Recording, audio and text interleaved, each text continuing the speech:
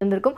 அது என்ன அப்படின்னு பார்த்தோம்னா, ஆகாஷ்தீப் சிங் கூட ஒரு 5 விக்கெட் எடுத்திருந்தாரு அப்படின்னா நல்லா இருந்திருக்குமே. இன்னும் ஒரு விக்கெட் தானே அவருக்கு அது பத்தாம போயிடுச்சு. ஏன்னா இந்த மாதிரியான ஒரு தருணம் அமையிறது இன்னும் எத்தனை நாட்கள் காத்திருக்க வேண்டியதா இருக்கும் அப்படின்னு. ஏன்னா இதே மாதிரியான ஒரு ஃபீலிங் வந்து முகமது சிராஜுக்கும் இருந்திருக்கு. ஏன்னா இந்த போட்டியை பொறுத்த வரைக்கும் முதல்லயே வந்து 2 விக்கெட்டுகளை எடுத்து கொடுத்தது வந்து ஆகாஷ்தீப் தான். அவங்களோட நட்சத்திர வீரர்கள் 2 பேரை வந்து டக் அவுட் ஆக்கி இருந்தாரு. அதே மாதிரி பார்த்தோம் அப்படின்னா ஒரு கட்டத்தில் இங்கிலாந்தோட பிரிக்க முடியாத பார்ட்னர்ஷிப்பா ஹாரி ப்ரூக் ஸ்மித்தோட பார்ட்னர்ஷிப் போயிட்டு இருக்கும்போது 300 ரன்களை கடந்து அந்த பார்ட்னர்ஷிப்பை உடைச்சு ஹாரி ப்ரூக்கை அவுட் ஆக்குனதும் வந்து ஆகாஷ்தீப் தான்.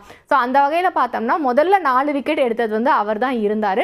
ஸோ அந்த சமயத்தில் முகமது சிராஜ் போய் அவர்கிட்ட வந்து பேசும்போது சொல்லியிருக்காரு, கொஞ்சம் வந்துட்டு பால் வந்து நல்லா ஸ்விங் ஆக ஆரம்பிக்குது, அதனால நீ அவுட் சைடில் போட்டால் கண்டிப்பாக விக்கெட் கிடைக்கும் அப்படின்னு. ஆனால் அதுக்கு ஆகாஷ்தீப் சொல்லியிருக்காரு, இல்லை பிரதர், நான் வந்து இன்னைக்கு எனக்கு என்ன ஃப்ளோவில் வருதோ அந்த ஃப்ளோலையே நான் போய்க்கிறேன், ஏன்னா அதுதான் கொஞ்சம் கரெக்டாக இருக்கும்னு எனக்கு தோணுது. 5 விக்கெட் எனக்கு கிடைக்கணும்னு இருந்தால் அது கண்டிப்பாக கிடைக்கும், அப்படி ஒரு லக் எனக்கு இருக்காங்கிறத நான் அப்புறம் பார்த்துக்கிறேன். இன்னைக்கு பொறுத்த வரைக்கும் எனக்கு கொடுக்கப்பட்டிருக்கிற ஜாபை நான் வந்து பெர்ஃபெக்டாக பண்ணணும் அப்படிங்கிறத மட்டும்தான் நினைக்கிறேன் அப்படின்னு சொன்னாராம். ஆனால் அதுக்கப்புறமா பார்த்தோம்னா பேக் டு பேக் வந்து முகமது சிராஜ் 3 விக்கெட்டை வந்து எடுத்து அவர் வந்து 6 விக்கெட் எடுக்கிற மாதிரியான சூழல் உருவாயிருந்தது.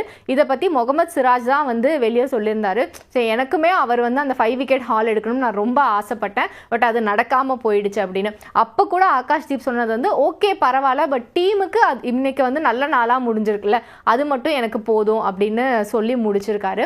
இதை தாண்டி இதுக்கப்புறம் பார்த்தோம் அப்படின்னா இந்த டெஸ்ட் கிரிக்கெட் போட்டியில் வந்து இன்னைக்கான வானிலை நிலவரம் கூட அப்டேட் ஆயிருக்கு.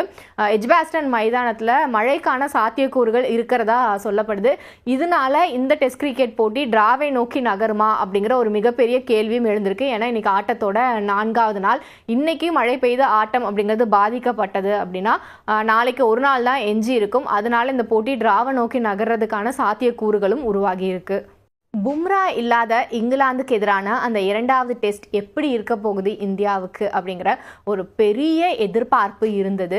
ஏன்னா பும்ராவோட இடத்த யார் ரிப்ளேஸ் பண்ண போகிறாங்க அப்படிங்கிறதான் அந்த கேள்வியாக அமைஞ்சிருந்தது.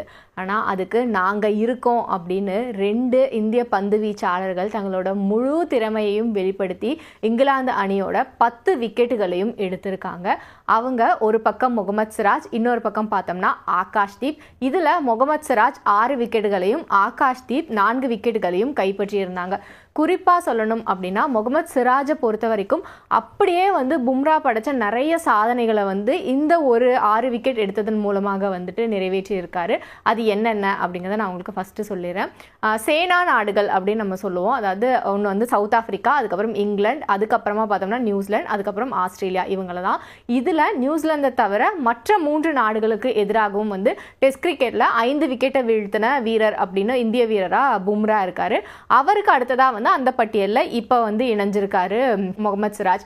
அது மட்டும் இல்லாமல் இது கூட இன்னொரு எக்ஸ்ட்ராவா ஒரு நாட்டை சேர்த்துக்கணும் அப்படின்னா மேற்கிந்திய தீவுகள், அவங்களுக்கு எதிராகவும் இவங்க 2 பேருமே வந்து 5 விக்கெட்டுகளை எடுத்திருக்காங்க. பும்ராவை பொறுத்த வரைக்கும் கடந்த போட்டி, அதாவது முதல் டெஸ்ட் கிரிக்கெட் போட்டியில தான் வந்து அந்த சாதனையை நிகழ்த்தியிருந்தாரு. அது மட்டும் இல்லாமல் உள்ளூர் போட்டிகளை விட வெளிநாடுகளில் நடக்கிற போட்டிகளில் அதிக விக்கெட்டுகள் எடுக்கிற லிஸ்ட்லையுமே வந்து இணைஞ்சிருக்காரு முகமது சிராஜ். ஏன்னா இவர் மொத்தம் 108 விக்கெட் எடுத்திருக்காரு டெஸ்ட் விக்கெட். இதில் பார்த்தோம் அப்படின்னா 89 விக்கெட்டுகள் வந்து இவர் வெளிநாட்டு மண்ணில் எடுத்த விக்கெட்டாக தான் இருக்குது. அதாவது உள்ளூர் போட்டிகளை விட வெளிநாடுகளில் விளையாடுற டெஸ்ட் கிரிக்கெட் போட்டி அப்படின்னு வரும்போது அதில் இவர் சிறப்பானவராக இருக்கார் அப்படிங்கிறதா இந்த புள்ளி விவரம் காட்டுது.